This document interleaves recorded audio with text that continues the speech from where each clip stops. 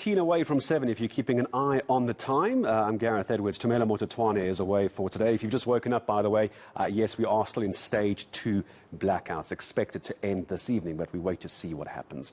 Now, let's talk about the climate. A lobby group is blaming President Ramaphosa and his government for the death of over 400 people in the KZN floods. The Climate Justice Charter movement says these deaths could have been prevented if the government took climate change seriously. It's not the only group to make this argument. They've in fact gone as far as to open a case of culpable homicide against the president and his ministers. Climate Justice Charter movement activist Janet Solomon joining us this morning. Janet, hello to you. So when it comes to climate change, it's not a new argument.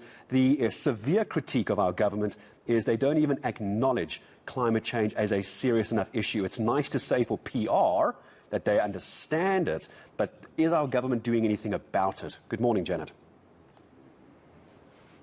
Good morning, Gareth. Well, this last devastating storm we've just had in Durban has at least been acknowledged officially as a climate-related disaster. So we're one step forward on that. But we're saying that a lot of the damage could have been avoided had the risk management been effective, and that because government has been aware of this, it's been aware of climate issues, it's a signatory to the Intergovernmental Panel on Climate Change. They've just produced a 6th report, which they've signed off on. And that speaks about exactly what we're seeing on the screen now, the urgency of the climate crisis and the need for action. And yet, knowing this, our government has still had its foot on the accelerator of oil and gas development, pushing for 30 offshore oil and gas wells, a gas master plan, and so it goes. You know, so we're saying this is duplicitous, and it's actually criminal behaviour.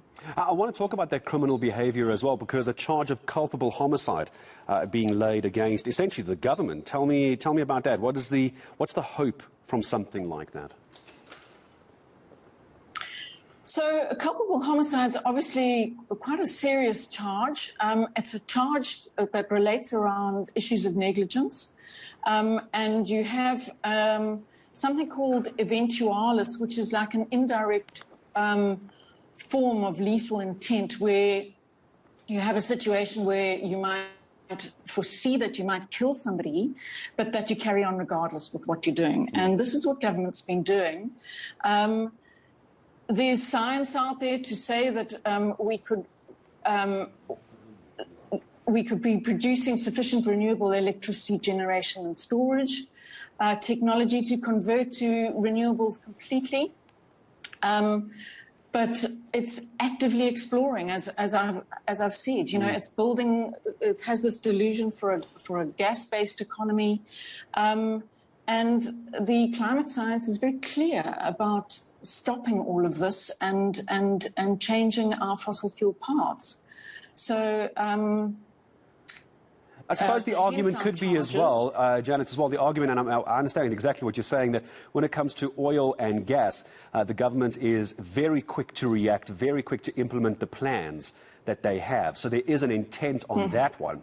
Yeah. But when it comes to actually handling the climate change side of things, while they're aware of it and signatories to all the right documents, there doesn't seem to be anything being done about it. How do we, in your view, avoid the kind of devastation that we've seen in Durban and the Eastern Cape? Because we will get floods like this again. We all know it's going to happen. What would be the view of the movement to try and limit this in the future? If the president is watching right now, what do you tell him? I would tell him that his plans might be great. You know, they've been lauded. Our climate plans have been lauded, but there's zero implementation. I live in Durban. I've seen the devastation. Everyone around here has suffered loss, massive loss. And it's been like a rain bomb. There's just devastation everywhere. And that's from stormwater, lack of stormwater clearance. I would ask him to formalise informal developments, first of all, because those folk that live in informal developments are the most vulnerable.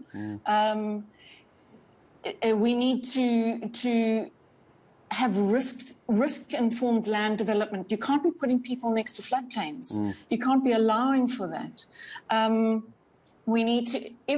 So really, what we're saying is that climate needs to be centralized, and risk management needs to be centralized in all aspects of government.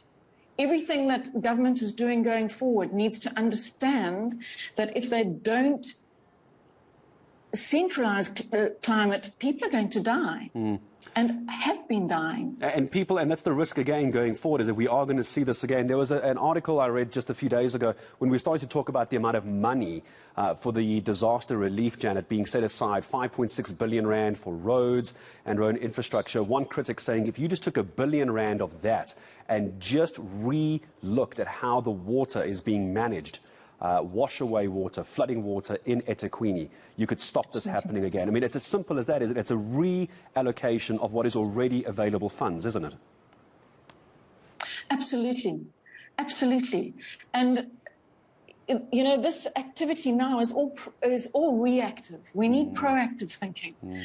We need government not tied up in petty party politics, or obviously, you know, redirecting monies elsewhere. We have huge corruption issues in this province. We need to actually be focused on serving the people and keeping the people safe. This is the best storm that we're going to see. These storms are only going to get worse from here onwards. And we have an entire coastline that's vulnerable to this. And the sad part is we know it's going to happen again. And that's the really sad part. We know it's going to happen again. Hopefully something comes out of this. It's just one of many groups, Janet, that you're saying the plans are there. Just for some reason, they're not being implemented. But, Janet, I'm going to say thank you very much to you for joining us this morning. Janet Solomon from the Climate Justice Charter Movement. And Janet's absolutely right. The plans are there. We're the signatories as a country on all the right documents with all the right organizations. It's the implementation of this. So while we repair, we also need to plan as well.